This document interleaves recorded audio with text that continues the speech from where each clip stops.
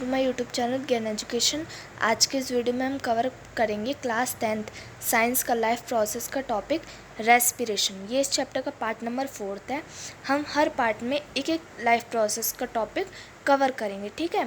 तो इस पार्ट में हम कवर करेंगे रेस्पिरेशन का टॉपिक, ठीक है। तो देखो, हमने न्यूट्रिशन के बारे में डिस्कस कर लिया था अपने लास्ट सेक्शन में, मतलब कि अपने पिछले पार्ट में, ठीक है। न्यूट्रिशन की प्रोसेस के दौरान क्या होता है कि जो हमारी सेल्स हैं उनको एनर्जी मिलती है, ठीक है। और ये लाइफ प्रोसेस बहुत अलग अलग होती हैं। जैसे हमने डाइजेशन के बारे में पढ़ा था, न्यूट्रिशन के बारे में पढ़ा था, अब हम किसके बारे में पढ़ेंगे? रेस्पिरेशन के बारे में पढ़ेंगे। तो देखो, जितने भी ऑर्गेनिज्म होते हैं उनके डिफरेंट डिफरेंट वेज होते हैं ऑक्सीजन को ब्रेक डाउन करने के ग्लूकोज में, ठीक है। ग्लूकोज को किस में ब्रेक डाउन करने में? कार्बन डाइऑक्साइड और वाटर में ब्रेक डाउन करने के लिए, ठीक है। देखो, फर्स्ट स्टेप क्या होता है कि जो ग्लूकोज है वो 6 कार्बन मॉलिक्यूल्स होता है और वो किस में कन्वर्ट होता है? 3 कार्बन मॉलिक्यूल में, जिसको हम क्या कहते हैं? पायरुवेट। फर्स्ट स्टेप ये होगा कि जो 6 कार्बन मॉलिक्यूल है वो 3 कार्बन मॉलिक्यूल में कन्वर्ट हो, जिसको हम क्या कहेंगे? पायरुवेट कहेंगे। अब इसके बाद क्या होता है कि ये जो पायरुवेट है साइटोप्लाज्म में जब ये पायरुवेट साइटोप्लाज्म में ब्रेक डाउन होगा तो इथेनॉल और कार्बन डाइऑक्साइड मिलेगी, ठीक है, जिसको हम फ्रेगमेंटेशन कहेंगे। और जब यही पायरुवेट एब्सेंस ऑफ ऑक्सीजन में होगा तो उसको हम एनएरोबिक रेस्पिरेशन कहेंगे। जब ये पायरुवेट ऑक्सीजन को यूज़ करके ब्रेक डाउन होगा तो वो कहाँ पर होगा? माइटोकॉन्ड्रिया में होगा। देखो यहाँ पर जैसे एक डायग्राम दिखा रखा है, ग्लूकोज है 6 कार्बन मॉलिक्यूल, ये साइटोप्लाज्म में गया और 3 कार्बन मॉलिक्यूल यानी पायरुवेट में कन्वर्ट हुआ। फिर जब ये पायरुवेट एब्सेंस ऑफ ऑक्सीजन में ब्रेक डाउन होता है तो हमें क्या मिलता है? इथेनॉल, CO2 और एनर्जी। और ये कहाँ पर होता है? ईस्ट में। और लैक ऑफ ऑक्सीजन मतलब कि जब ये ऑक्सीजन की कमी में ब्रेक डाउन होता है तो हमें क्या मिलता है? लैक्टिक एसिड और एनर्जी। और ये कहाँ पर होता है? मसल सेल में। देखो, जब हम ज़्यादा रनिंग कर लेते हैं या फिर ज़्यादा काम कर लेते हैं तो हमारे हथेलियों में और पंजों में, पैरों के बहुत दर्द होने लगता है। क्यों होता है? क्योंकि वहाँ पर हमें ऑक्सीजन की कमी हो जाती है और लैक्टिक एसिड जमा हो जाता है, ठीक है। अब जब ये पायरुवेट ऑक्सीजन की प्रेजेंस में ब्रेक डाउन होगा तो कहाँ पर ब्रेक डाउन होगा? माइटोकॉन्ड्रिया में। और हमें क्या मिलेगा? CO2, वाटर और एनर्जी मिलेगी, ठीक है। और ये जो एनर्जी रिलीज़ होती है ये किस फॉर्म में होती है? ATP की फॉर्म में रिलीज़ होती है। ये जो ATP है हमारी सेल्स के लिए क्या एज अ फ्यूल काम करता है, ठीक है। हमारी सेल्स को क्या एनर्जी प्रोवाइड कराता है, ठीक है। अब देखो, ये जो रेस्पिरेशन है, ऑक्सीजन की मदद से जब रेस्पिरेशन होता है तो उसको हम क्या एरोबिक रेस्पिरेशन कहते हैं। और जब रेस्पिरेशन में ऑक्सीजन प्रेजेंट ना हो तो उसको हम क्या कहते हैं? एनएरोबिक रेस्पिरेशन कहते हैं। ये जो प्लांट में एक्सचेंज ऑफ गैसेज है कहाँ होता है? स्टोमेटा में होता है, ठीक है, क्योंकि स्टोमेटा में बहुत ज़्यादा इंटरसेलुलर स्पेस पाया जाता है जो कि एयर के कांटेक्ट में रहता है। कार्बन डाइऑक्साइड और ऑक्सीजन यहाँ पर डिफ्यूज़न की प्रोसेस करते हैं, ठीक है, कहाँ पर? स्टोमेटा में। और ये जो डिफ्यूज़न की डायरेक्शन है ये किससे? एनवायरमेंटल कंडीशन के कनेक्शन में रहती है।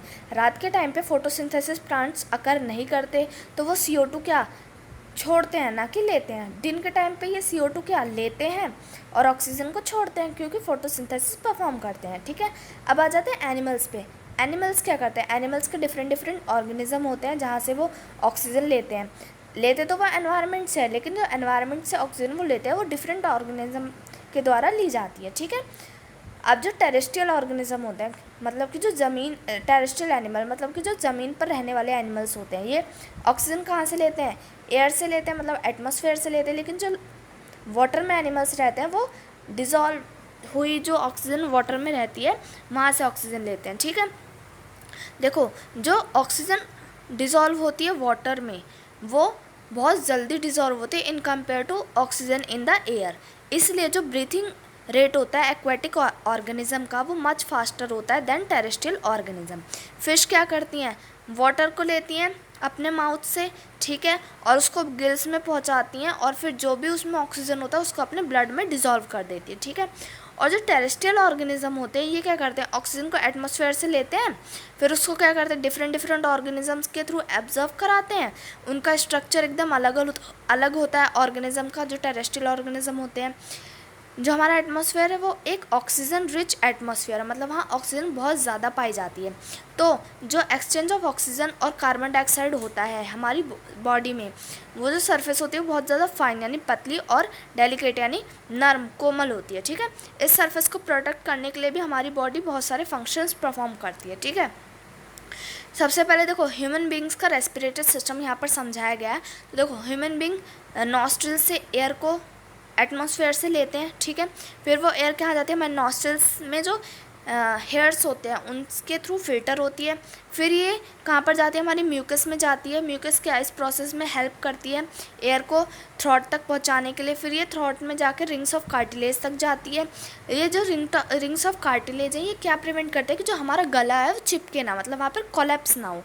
तो कोई यहाँ पर दिया हुआ है, पहले तो सबसे नसल पैजेज यानी नॉस्ट्रल्स के थ्रू गई, फिर ये कहाँ गई, म्यूकस में गई, फिर रिंग्स ऑफ कार्टिलेज, ये रिंग्स ऑफ कार्टिलेज यहाँ पर दिखाई हुई हैं।